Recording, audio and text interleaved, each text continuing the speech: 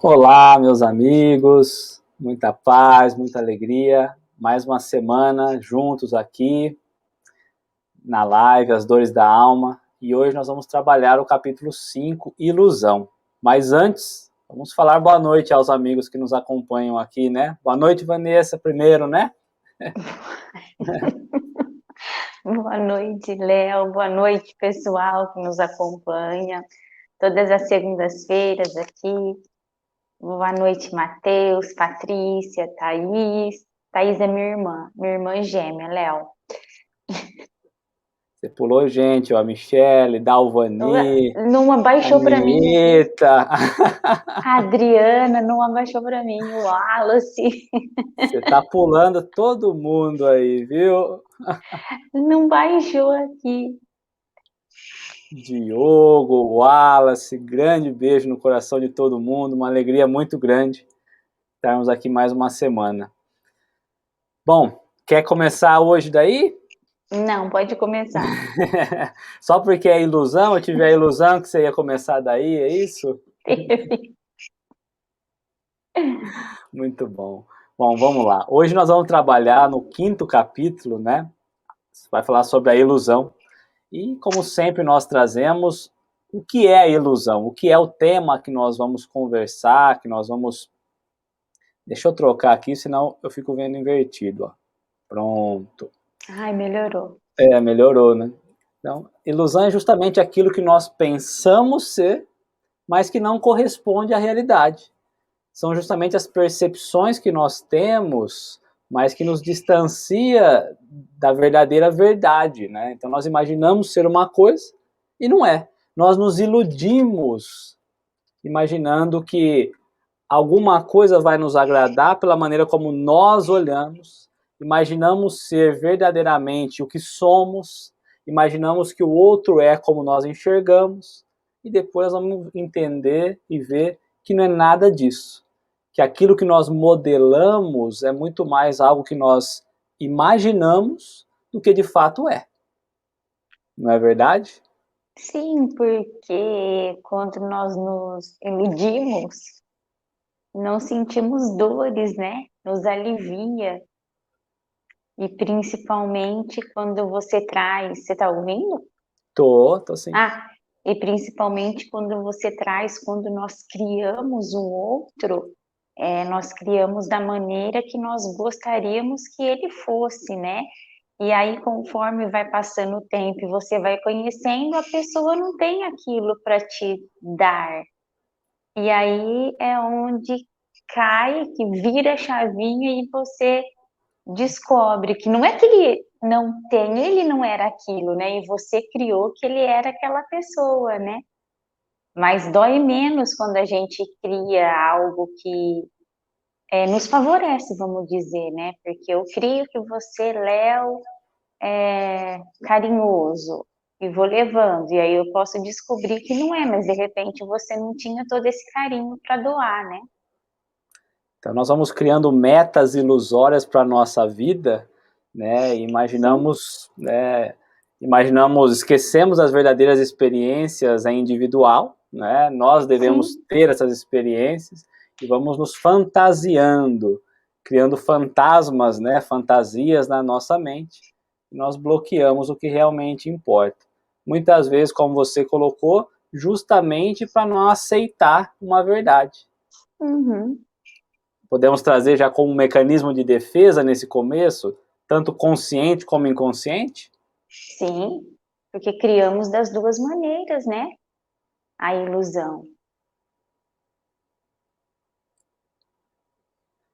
E aí quando nós olhamos justamente essa questão do mecanismo de defesa, da ilusão, nós podemos pensar, um dos maiores mecanismos de defesa que nós temos é justamente a negação.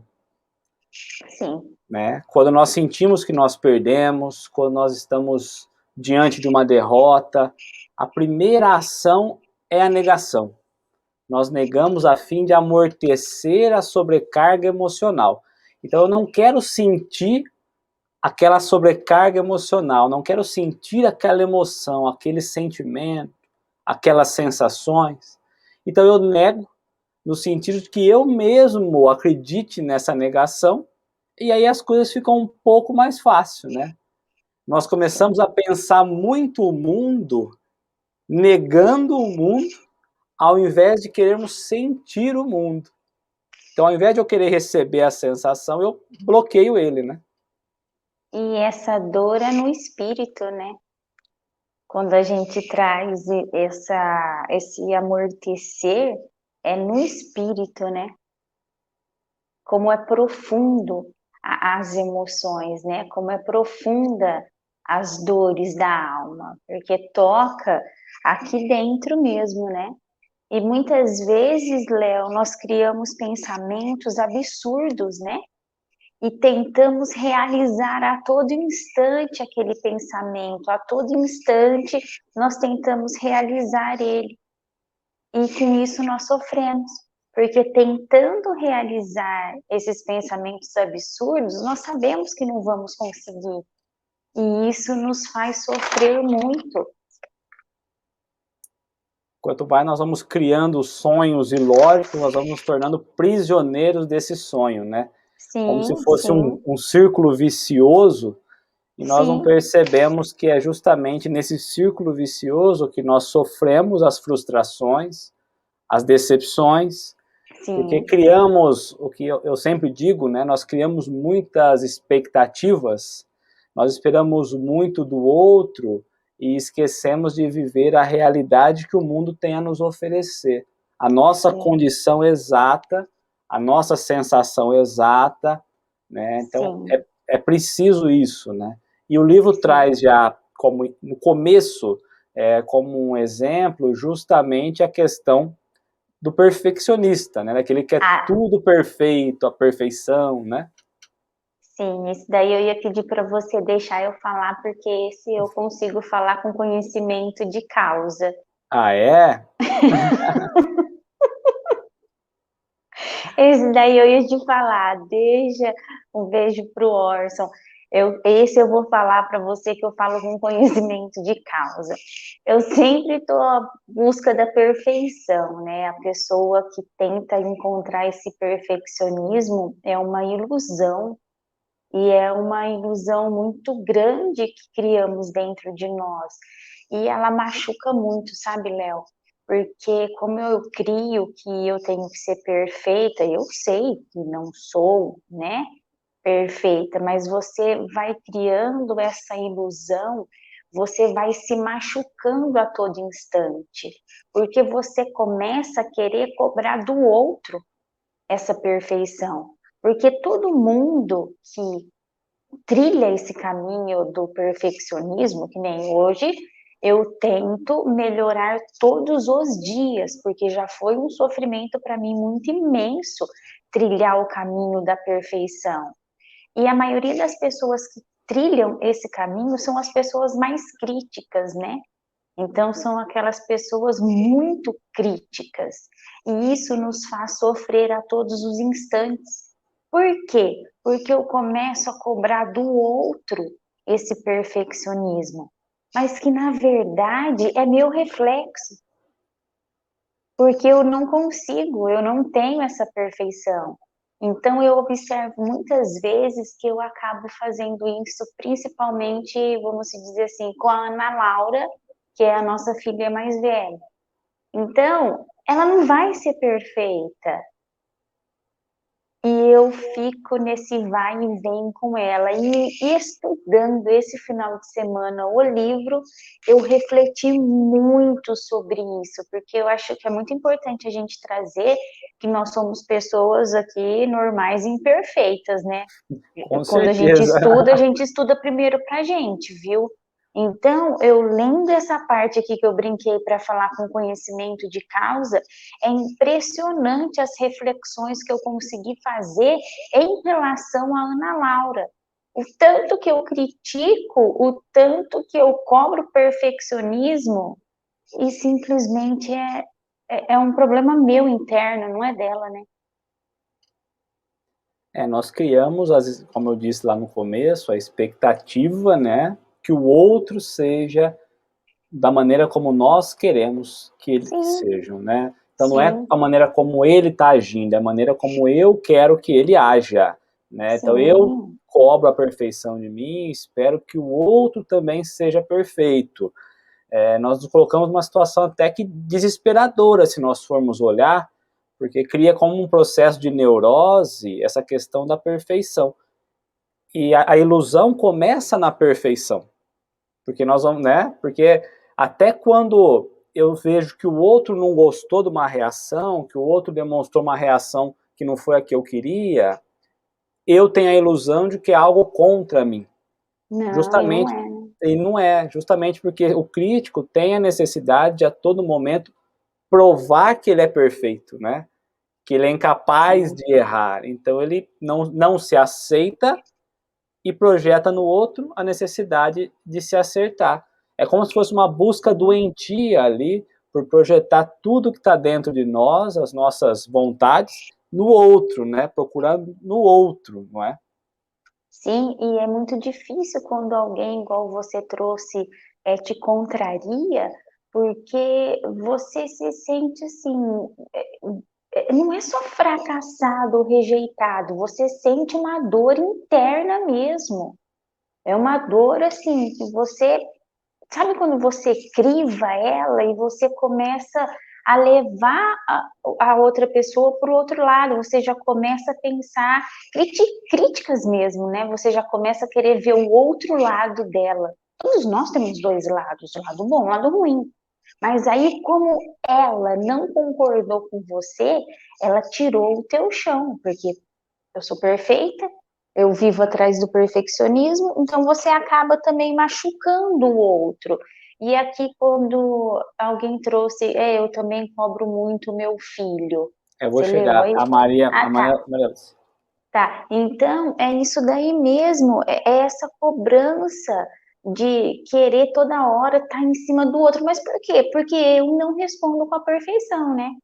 Toda hora você quer cobrar o outro, vamos pegar num casamento, você quer cobrar o marido que, sei lá, que a toalha tá em cima da cama, porque eu, imagina que eu vou esquecer a toalha, né, Léo? Em cima da cama, né? Molhada. E o outro deixa, então você vai lá e você quer machucar mesmo, né? o chat está tão acelerado que eu estou me perdendo até no chat aqui, pra vocês terem uma ideia, né? Mas vamos lá, ó. A Maria Lúcia coloca, até do que nós falamos lá atrás, ó, que quando nós não queremos enfrentar uma realidade, nós vamos fugir pela negação. Realmente é isso, né? Então nós negamos para não aceitar, né? Ao invés de olhar de frente, encarar, nós vamos negar. É mais cômodo, é mais gostoso, nos traz uma sensação melhor. E aí a Thaís vai colocar, né, a necessidade de julgarmos o outro nos completa, né? E quando nós julgamos o outro, nós nos encontramos lá no outro. E aí nos completa. Essa é a verdade, né? A necessidade de julgamento se faz para que a gente possa se encontrar no outro, em vez de se encontrar em nós, nas nossas faltas, né? Sim, sim. Aí a Maria Lúcia colocou que ela cobra demais o filho dela e depois ela continuou aqui, ó. E no fim, ele se torna um crítico com ela. E esse é o processo, né? A gente lança e isso retorna. Então, se eu não Sim, entender essa questão da própria crítica, que nós falamos na outra semana, mas pensando na questão da ilusão, de que o outro tem que ser perfeito e que nós somos perfeitos, porque às vezes trazemos uma autoilusão. Imaginamos que nós também somos perfeitos. Então aí a gente não aceita isso. E aí o que sim. acontece? A gente estimula no outro a ser esse crítico, a ter essa autoilusão. Então realmente é isso, Mar. A gente critica o nosso filho, daqui a pouco o nosso filho está nos criticando, porque a gente não está ensinando o sentimento e sim simplesmente o julgar ou criticar, né? Maria Lúcia, a gente critica o mais velho, na hora que você vai olhar, o mais velho está criticando a mais nova, tá? É mais ou menos, foi essa reflexão que eu fiz aqui no final de semana, e isso é muito nítido. E quando a gente traz esse perfeccionismo, né, Léo, quando a gente traz essa crítica, a gente tem uma ilusão tão grande que a gente acaba querendo controlar a vida até de nossos familiares, né? Eu tenho a certeza que eu vou controlar que a minha mãe caminhe só na direita. Eu tenho certeza que eu vou controlar que o meu pai só ande em linha reta. Então, você acaba acreditando muito forte naquilo. E eles, é óbvio que não caminham dessa maneira, cada um tem a sua maneira de caminhar. Mas você até nisso a gente tenta acreditar. E pior, viu, Léo? A gente consegue acreditar. Mas quando você descobre que você não consegue controlar, aí é uma decepção tão grande. Mas Mas tão com grande, mas eles ou com a gente? no começo você se decepciona com ele, né? Porque você acha que a culpa é deles, né? E não tua. Você não consegue controlar. Aí você descobre que você não consegue controlar. Aí a culpa é deles, porque eles não respeitam o seu controle, entende? É assim, É a aí depois. ilusão de controlar que você não consegue diferenciar o amor do compreender, né? Do amar e compreender, é isso, né? Sim, é o amar e o compreender, mas aí depois estudando, você começa a colocar em prática, entendeu? Porque não vale só eu ficar lendo, lendo, lendo. Eu leio e tento colocar pelo menos 1% em prática. Só que aí eu começo a rir também, né, desses erros, porque se eu começar a me cobrar e volto perfeccionismo de novo. Então eu tento dar uma balançada aí, uma balanceada, na verdade, né? Um pouco daqui e um pouco dali, senão eu também não aguento esse perfeccionismo. E se a gente ficar nessa questão de querer controlar o outro para que ele seja perfeito dentro das nossas realidades, daqui a pouco não sobrevive o amor, daqui a pouco não sobrevive o carinho, daqui a pouco não sobrevive o prazer, as pessoas vão estar junto de nós por mero comodismo, né? Por parentesco, né? Ah, minha filha, deixa ela aí, minha esposa, fica aí, mas amor, carinho, prazer em estar junto, acabou, né? Sim, sim. A Dessa gente vê. questão, pode Pode falar. falar. Não, não, eu ia falar assim que é que nem das amizades, né? Você se projeta no outro, né? Você também cria o amigo, né? Você cria aquele modelo de amigo, porque é o que você gostaria de ser, né? E que você não é com os seus amigos, porque aí depois ele te decepciona, não é que ele te decepciona, é que ele não era aquilo que você criou, que você também gostaria de ser, né?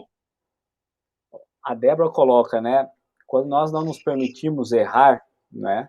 A gente continua sendo imperfeito. Realmente, o processo de correção, de entendimento de que nós estamos errados, parte da questão de compreender que nós erramos, né? De compreender que a situação está errada, né? Sim. Então aí eu descobri que está errado, eu entendi as sensações, eu tive a clareza, né? Aí com essa clareza, então eu consigo tentar corrigir ou programar uma nova rota para tentar acertar mais uma vez. Tentar acertar, não é uma certeza de que nós Sim, vamos conseguir, sim, né? sim. A Michelle coloca, é muito orgulho, né? Orgulho, acho que é uma coisa assim, é o orgulho ao quíntuplo, porque não tem outra definição. Ela coloca também aqui, né? Projetamos no outro e fugimos de nós. Ó, Sim, hoje tá ela e o Fábio, ó. Eu tava com os dois, agora eu voltei com os dois.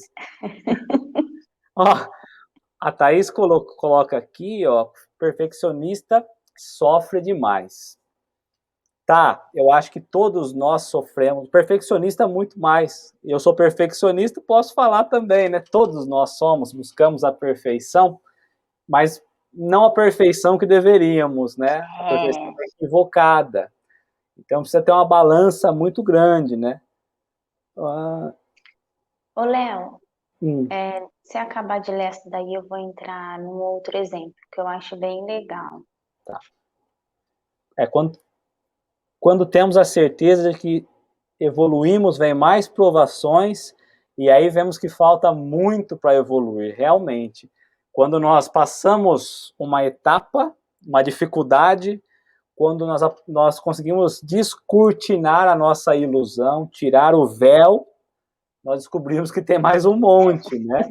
Então, realmente é um processo trabalhoso diário de conquistas, né? De Sim, sairmos desse sim, processo de ilusão. sim. E eu acho também interessante um exemplo quando a gente traz a ilusão, Léo, o exemplo da ilusão no amor, não só num namoro, mas dentro de um casamento também, né? Porque quando nós decidimos essa união, é um caminho a ser trilhado juntos, né? É um companheirismo, é um destino só que nós queremos alcançar, os dois juntos. E muitas vezes nós depositamos tudo no outro e acabamos esquecendo de nós, né? Então só você doa, só você isso, e você começa a iludir, o outro não faz, só eu faço, né? Só eu amo, e isso acaba tendo muito conflito dentro dos casamentos, enfim, dentro de qualquer relacionamento, mas eu estou trazendo aqui o casamento por fato de estar nós dois aqui.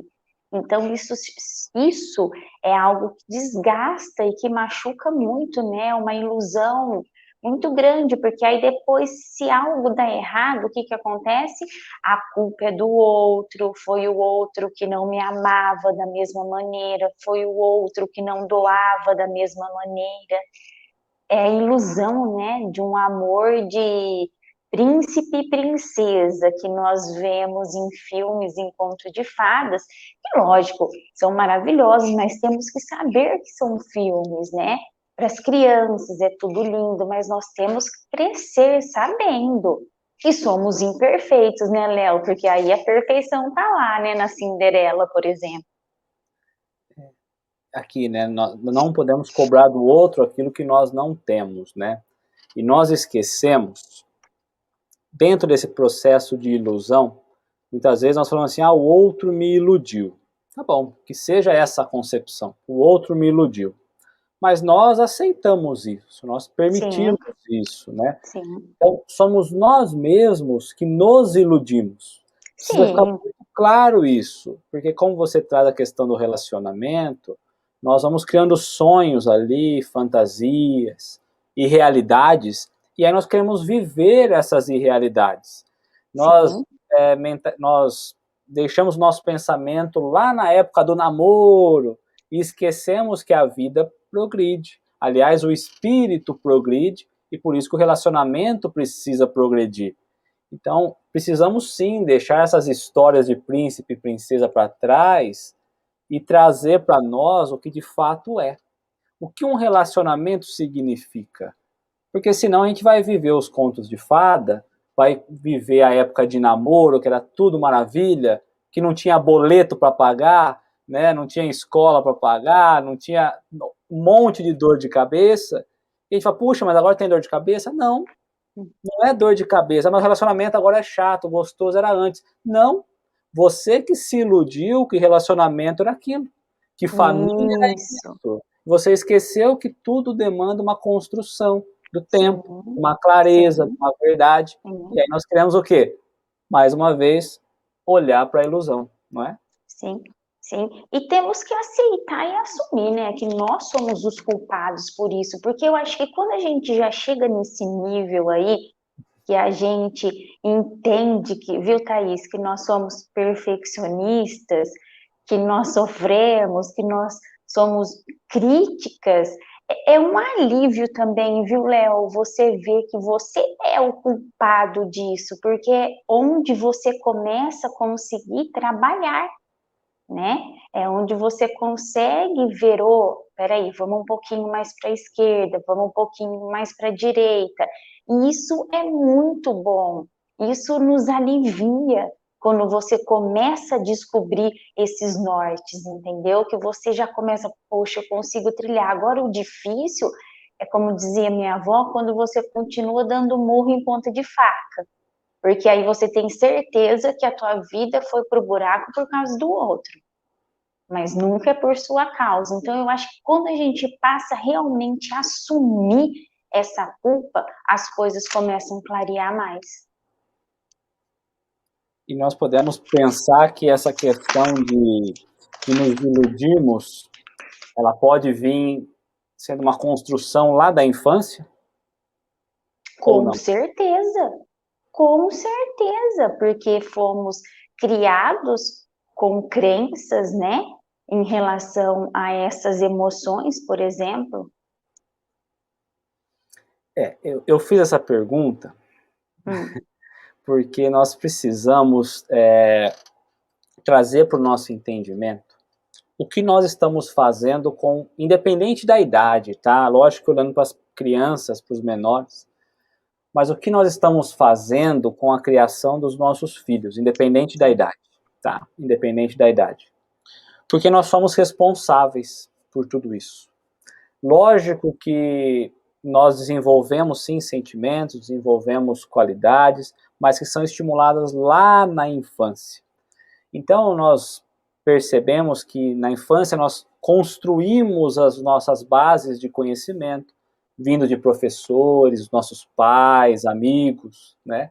E imaginamos ser sentimentos verdadeiros, sentimentos reais. E esquecemos de questionar sobre esse conhecimento, porque esse conhecimento foi adquirido por outra pessoa, que foi adquirido por outra pessoa, que foi adquirido por outra pessoa. E às vezes, quando nós paramos para olhar, a nossa crença não tem fundamento. E quando somos questionados, quando somos convidados a não nos iludirmos mais, nós temos medo.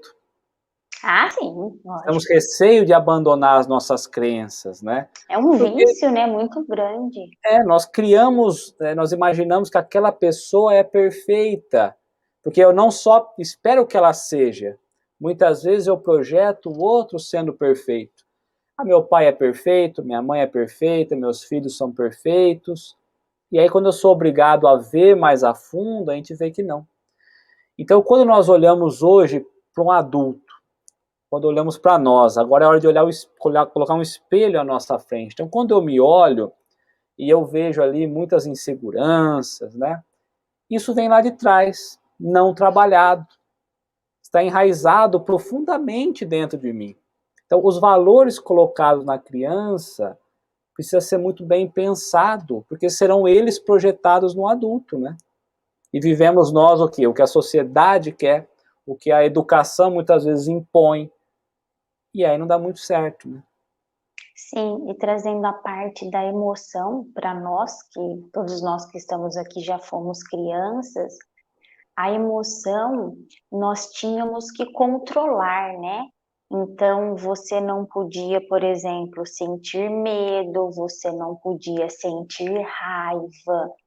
E a emoção não tem como a gente controlar, a gente sente, ela tá ali. Então, ensinar para os nossos filhos, na hora que você tá com raiva, ok, a raiva existe, mas como vai ser o seu comportamento diante a essa emoção que você está sentindo? Então, você está com raiva não quer dizer que você vai arremessar o seu chinelo no seu amigo que te deixou com raiva. Porque é um comportamento. Então, fazer com que a criança entenda essa emoção. As crianças têm que entender essa emoção. Esses dias eu não estava muito bem, a pequena veio conversar comigo e eu disse: estou triste. Mas mãe fica triste? Todos nós ficamos tristes. Mas como que eu caminho com essa tristeza? Qual é o meu comportamento com essa emoção? E se nós trabalharmos isso, igual você trouxe nas nossas crianças, nos nossos filhos, eles começam, quando eles crescerem, eles vão ter uma responsabilidade, eles vão ter um equilíbrio emocional muito melhor, né? Como nós hoje nós sabemos que, tá, hoje eu tô com raiva, ok. Só que como que eu vou me comportar perante essa emoção? Como que eu vou tratar essa emoção? Como que eu vou cuidar dela? Ela tá aqui. O lado que eu vou seguir sou eu quem decido. E quando você começa a trabalhar isso, você começa a sentir o alívio. A Maria Lúcia colocou ali em relação muito bom, é um alívio muito bom. É um alívio reconhecer-se crítico, assim assumimos o controle desse sentimento. O sentimento, Léo, eu acho que vai cair na emoção, né? A É, emoção, o crítico, você vai sentir, né? Porque você vai cair no orgulho, você vai cair na vaidade. Então, eu sinto isso, mas eu não controlo essa emoção, mas eu controlo a atitude que eu vou ter perante ela. e nós, como a própria Michelle coloca, né, e a Michelle fala tão bem dessa questão também, nós não fomos educados pela questão emocional, né? Muito pelo contrário, a gente não aprendeu a desenvolver essa educação emocional. Então, qual é a questão? Nós não aprendemos a sentir as sensações, não. Nós já trazemos uma base formada. Ah, Sim, isso aqui é bom, isso aqui é ruim, essa sensação eu tenho que agir assim. E a gente esquece que nós precisamos primeiro sentir, como você colocou, não tem como controlar as ondas do mar. Eu preciso sentir as ondas do mar para entender como isso, eu vou agir, né? E o isso. Kleber coloca uma questão que nós desenhamos os nossos heróis, nós elencamos os nossos heróis, nossos modelos. E de Sim, uma hora para outra, os heróis passam a ser seres humanos normais. E como você colocou em relação aos filhos, nós somos vistos como super-homens, super-heróis, e em algum sim, momento seremos nós vistos como pessoas normais. Como será isso perante os nossos filhos se nós não estamos preparando a educação emocional? Eles vão entender que mãe sofre, que pai sofre. Como será isso? Porque eles têm uma sensação tão firme, tão exata de que pai e mãe não sofre, não chora, que a vida é fácil, não é? Que é um mar de rosas. E aí nós não preparamos para eles escutarem as sensações, deixar os sentimentos bater dentro deles, porque é muito mais fácil para nós falar, olha, não faz isso porque aí dói, não faz isso porque senão você vai sofrer, né? Não faz assim com seu amigo porque teu amigo vai ficar chateado, tá? Mas ele sentiu esse processo dentro dele ou ele está armazenando dados, informações e ele vai agir por instinto, porque a todo momento que a sensação chega, ele age com a base que ele tem. Ele não raciocina, ou seja, não desenvolve, né? sim, Censuramos as emoções, né? sim. E por isso que nós temos que deixar bem claro, né, que nós pais sofremos, porque eu, por exemplo, imagina que eu via talvez o meu pai chorar, porque a gente tinha que ser forte, né? E o ser forte, e a gente, nossa, chega a doer, né? Não, não era o ser forte, né? Se soubéssemos que era a emoção, que ela é sentida a todo momento, era só saber controlar a atitude que você teria com essa emoção, né? Como seria muito mais fácil. Então, eu acho que acho não. Por isso que eu sempre falo para as crianças, para as meninas, olha, mãe sofre, mãe chora, pai chora, sofre, todos nós temos tristeza, às vezes uma está com medo na hora de dormir, todos nós temos medo, mas como que nós podemos fazer quando temos esse sentimento, quando essa emoção vem à tona, né, Léo? Essa emoção se torna consciente, né? Que você traz ela para a consciência. Na verdade, ela está no inconsciente, você não sabe do que é o medo, mas você traz ela para a consciência e quais são as atitudes que podemos tomar para que baixe, né? Que você não se desespere, que você não entre num colapso, num nervoso, enfim, que isso só vai piorando a situação. Eu acho isso muito importante. E aí não criar uma ilusão do que nós somos para a própria Sim, criança, né? sim, Ele coloca, né? Quando mostramos as nossas fraquezas, nossas vulnerabilidades, elas se aceitam, elas se sentem aceitas nessas fraquezas. sim. E quando ela olha, Uhum. minha mãe sofre, meu pai sofre, eu também posso sofrer. Aí ele Sim, fortalece. Porque se ela não vê essa vulnerabilidade, como que ela vai saber tratar isso lá na frente? E com nós, como certeza. pais, muitas vezes queremos esconder isso, né? Para que eles não sofram, mas na verdade eles vão sofrer muito mais justamente por querermos esconder agora.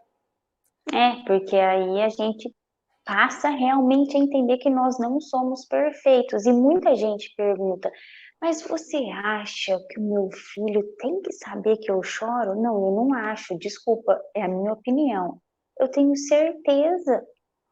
Ele precisa saber. Eu tenho uma amiga que ela é mãe de 2 meninos, certo? E eu sempre falo para ela, eles têm que saber que você está cansada, porque senão você vai criar uma ilusão neles que você é de ferro, e você não é de ferro. E na hora que você desabar, para eles vão se desestruturar emocionalmente. Então, nós todos precisamos saber as verdades. É como nós hoje que vamos descobrindo essas emoções dos nossos pais, né? Conforme vamos adolescente, a gente não percebe, um pouquinho, 20, 22, 23, 24, 25 anos, a gente não percebe, mas quando você casa e você começa a construir a sua família e vem os seus filhos e você começa a entender que você tem que passar, que essas emoções são reais, você começa a passar a ver seus pais também, né? E eu acho interessante, Léo, quando os nossos pais são novos, eles não deixam a gente ver essas emoções. Mas você já Novo parou para... quanto, viu? Novo quanto, porque a nossa filha olha para nós e fala, nossa, como vocês são velhos. Novo é quanto? Hã? Elas têm vergonha da gente quando a gente vai buscar elas na escola, né? Porque elas falam que a gente é muito velho, mas tudo bem. Meu pai e minha mãe têm 70 anos, para mim eles estão novinhos em folha, mas vida que segue. Como que muda, né? Exatamente. E trazendo essa parte aí que eu estava falando da questão de nós, né, não, do pai esconder de nós a emoção, como que é interessante, por exemplo, se nós dois não escondemos, mas se nós escondêssemos das nossas crianças. Por exemplo, os meus pais esconderam de mim, não é a palavra esconder, quiseram me Ocultaram. poupar. Quiseram me poupar e o sofrimento foi muito maior depois. Só que agora que eles começam a envelhecer, eles não escondem mais as emoções.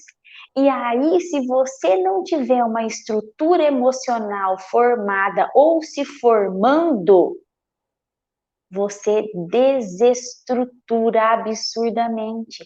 Porque a velhice chega e a emoção é muito mais forte, né, Léo?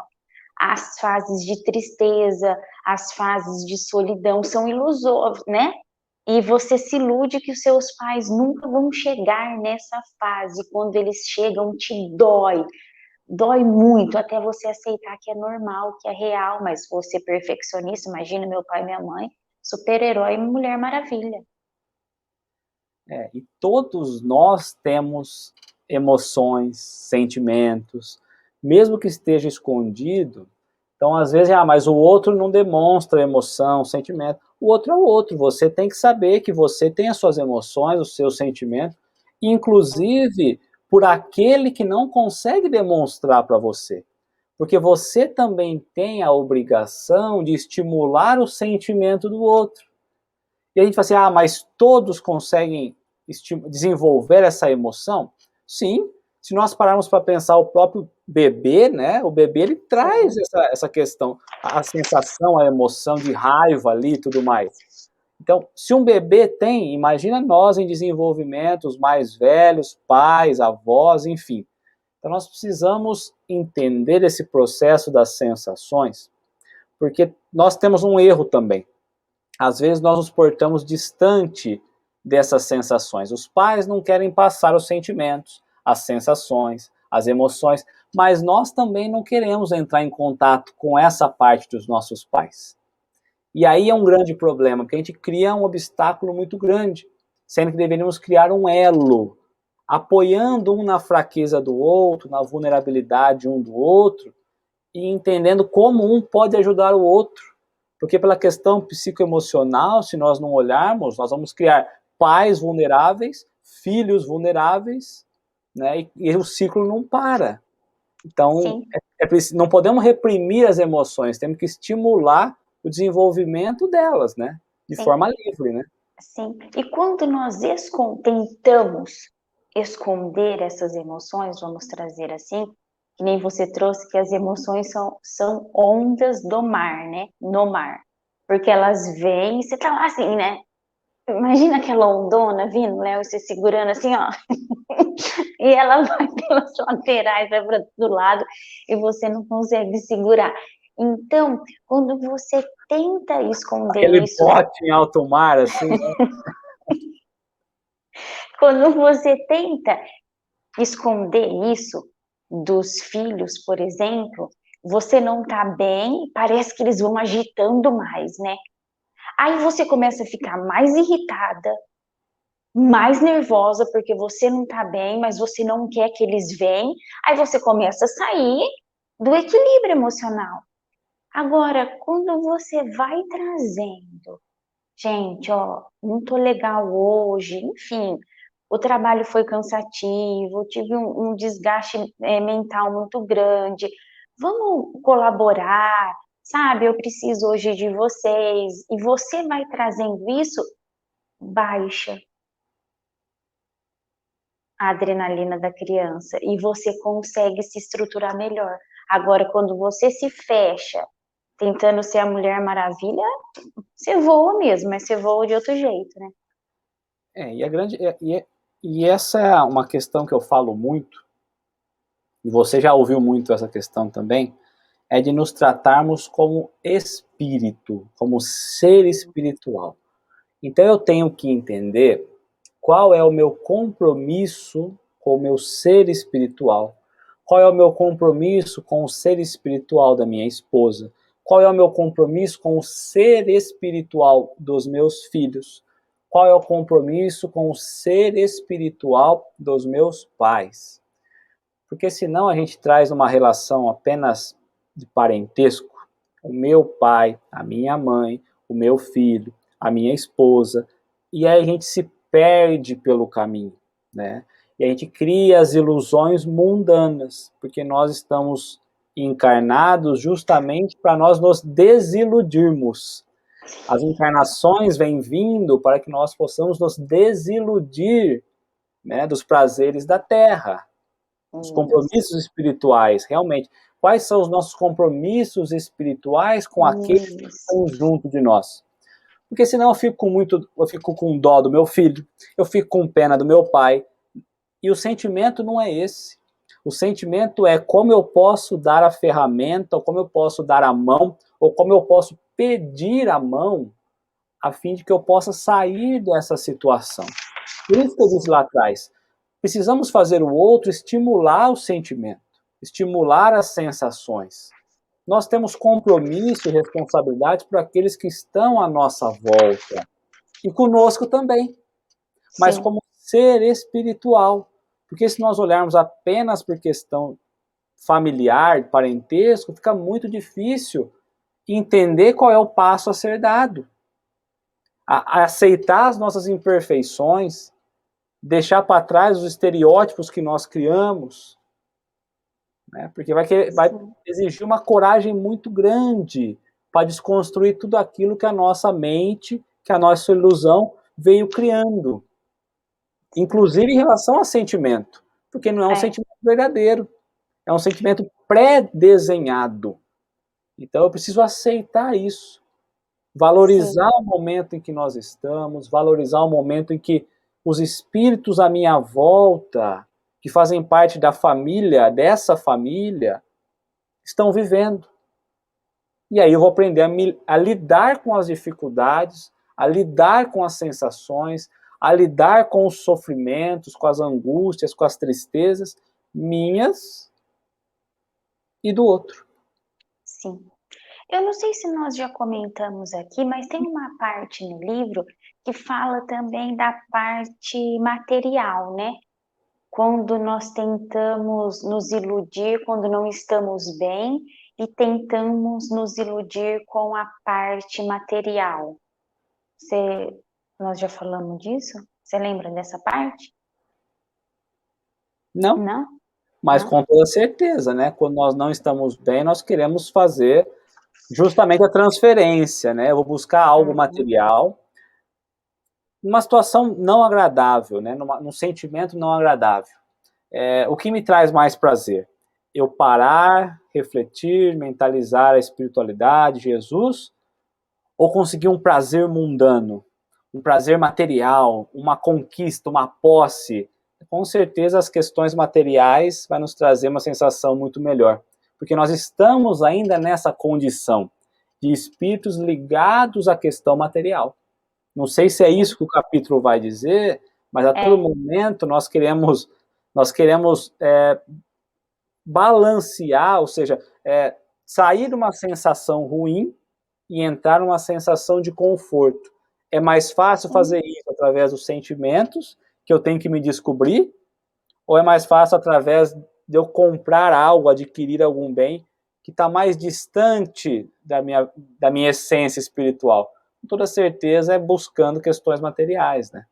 Sim, porque você tem que silenciar sua emoção, você tem que sentir realmente o que o seu coração está passando, está te falando, né? E aí você acaba indo, escutando esse fora, né? Escutando, vamos dizer, esse material. Então é o silenciar, né? Mas ao invés de nós silenciarmos, entendermos para agirmos, não. A gente corre e mergulha no pote de Nutella, né? Ah, mas aí foi jogo baixo, porque Nutella, né, aí não tem como, né? Mas o livro fala muito isso, né? É um anestésico, a Michelle está falando. Realmente, é um anestésico. A gente quer achar uma significação diferente, mas é isso mesmo. A É gente isso mesmo. transfere em busca desse anestésico, porque ao invés de acreditar no que nós sentimos, nós preferimos acreditar nas palavras que nós ouvimos, nas conquistas que nós conseguimos tocar. Então, a gente inverte os valores e a gente confunde a questão instintiva justamente com as reações espirituais, né? O que nos importa? Reação espiritual. E é o que fazemos a todo instante com os nossos filhos, né? Ai, você não tá bem? Ai, tá triste? Ai, a mamãe vai te comprar um chiclete na Uma hora que ela Nutella. voltar. Uma Nutella, Michele. Uma Nutella desse tamanho, na hora que eu voltar, você mergulha na Nutella. E nós fazemos isso com as crianças, né? Então elas não estão bem? Tá, vamos sentar, vamos conversar. O que você tá sentindo? Não sei. Você tá triste? E vamos ver como conseguimos ajudar elas a traçar, né? Algo para que vá percebendo o que aquela tristeza está trazendo para ela, o significado daquilo, né? Mas não, vamos lá e fazemos algo para agradar. E aí acontece que nem eu. Perde o equilíbrio emocional, depois tem que nadar. Relações espirituais. É isso, né? Nós precisamos entender, eu falo isso e vou repetir. Nós vivemos em sociedade. Precisamos aprender a sentir em sociedade, porque nós não conseguimos nos isolar e impedir os sentimentos e as sensações de chegar até nós. Mas, tendo isso em consideração, as relações espirituais que nós adquirimos através da própria sociedade vai nos trazer ensinamentos importantíssimos. Então, que eu saiba tirar dali o sentimento de aprendizado, de crescimento, de trabalho íntimo. Na live que eu estava falando com a Michelle agora, do burilamento íntimo, né? Porque quando eu vou trabalhar internamente, eu vou deixar os sentimentos agirem mais livremente. Eu vou perder o medo de errar. Eu vou deixar de querer ser perfeito. Eu vou deixar de querer controlar. E eu vou entender que eu preciso apenas sentir para agir. Sentir para Muda agir. toda essa questão, né? A Adri coloca, escolhemos o caminho mais fácil. Muitas vezes não, Adri. Nós escolhemos o caminho mais fácil todas as vezes. Porque a gente acha que o caminho mais fácil não vai nos machucar. E realmente o caminho mais fácil não nos machuca agora. Mas num futuro com toda certeza. Porque nós não encaramos aquilo que nos traz... O que nós precisaríamos encarar, na verdade, né? O que deveria ser tido como uma atenção muito grande. Passamos, deixamos passar batido. E aí a onda do mar não vem num bote. A onda do mar vem capotando matando a gente, afogando, tomando caldo, a gente até quer levantar, mas não dá pé. E aí é Cada preciso tsunami. afastar a situação, a gente tomar a posição da nossa vida de novo. E aí sim, esperar a próxima onda para que a gente possa entrar corretamente. É isso aí. Não é? Sim. Bom, da minha parte, eu acho que eu falei, me Até a mais. desiludi um pouco só, né? Porque muito não dá, né? Estamos no processo ainda, né? Você quer falar mais alguma coisa? Não, acho que a gente falou o essencial e eu acho que a frase que você colocou no final foi fantástica, sentir para agir. É bem isso, né? É Até o isso. momento em que nós vamos conseguir ter uma... Porque quando nós olhamos lá atrás, nós agíamos por instinto, por medo, por reação, né? Chegou, eu reajo, chegou, eu reajo, medo. Mas chega um momento em que nós precisamos entender que nós já temos conhecimento, já temos entendimento, ou deveríamos ter. E aqui está o alerta, porque o momento em que nós estamos passando, não pandemia não, momento da evolução, né? Já permite com que nós nos conheçamos nossos sentimentos. Para ninguém é novidade o que nós estamos falando, para ninguém. As dores da alma trabalhada aí semanas anteriores, as vicissitudes que nós estamos acostumados, não é novidade para ninguém. Ninguém fala assim, nossa, isso aí chama egoísmo? Não, a gente já nasce sabendo o que é egoísmo, né? Já sabe sabendo o que é crítica, já nasce sabendo o que é julgar. Então, por quê? Porque nós já temos essa consciência. Talvez agora seja o momento de nós desenvolvermos isso. Como eu deixo de ter? De olhar para isso, olhar para as sensações, olhar para as nossas fraquezas e corrigir. Nós temos capacidade. Na rota evolutiva do espírito, estamos nós na fase de esclarecimento. Não somos mais primitivos. Nós já temos a capacidade de sentir para agir. Se eu não entender isso, a todo momento eu vou agir sem pensar. E aí não é o que eu estou aprendendo, mas sim o que eu tenho construído há muito tempo. E se eu tenho praticado essa má conduta, eu não consigo repor boas atitudes. Então não é assim, com o tempo eu melhoro. Não, com o tempo a gente piora, porque a gente não está praticando, é verdade, não é? Então que possamos, de fato, colocar em prática o que nós já temos condição, não é? Sim, com certeza. Eu quero agradecer todo mundo que participou com a gente. É muito gostoso quando as pessoas interagem, né, Léo? Porque aí o estudo fica mais gostoso ainda e faz com que nós possamos refletir mais, principalmente quando a gente lê o livro para conseguir trazer aqui, né? E a prática também é fundamental, né? Quando trazemos exemplos de práticas. E a Má fala em relação à natureza, né? Que nós perdemos essa ligação com a natureza, nos afastamos muito da natureza. E a natureza é um presente de Deus que nos oferece, através dos exemplos, né, da natureza, tudo que nós precisamos. Se nós parássemos para contemplar a natureza e extrair dali um ensinamento por dia da natureza, nós iríamos ver quanto conhecimento Deus nos coloca de oportunidade apenas em observar a natureza. Não é? Sim. Um grande beijo a todos, obrigado por mais uma semana estar junto de nós. Vanessa, minha companheira, muito obrigado. Um grande beijo no coração de todos vocês. Fiquem todos com Deus. Um beijão, pessoal. Fiquem com Deus.